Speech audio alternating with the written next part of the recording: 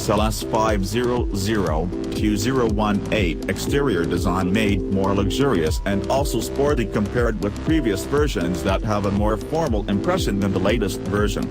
A more aerodynamic shape with the back of a more downhill make this model look more sporty. Pictures of the Lexus LS500 2018 red maroon seen from the front parking lot in front of the tourist park of Indonesia. Design. The front. For the front of this car is made quite futuristic with a fairly eccentric grille shape with a pattern of lines that collide with each other. You could say this car is similar to a superhero car that we often see in the movie. Headlamp shape itself is made with a pretty sharp design with 3 pieces of L-shaped LED lamp, which is the logo of this car itself.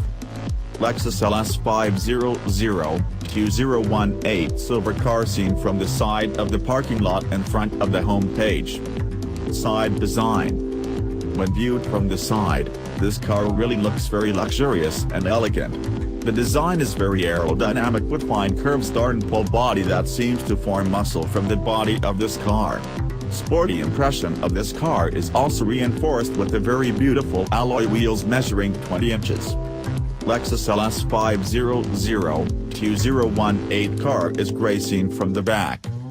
Rear design.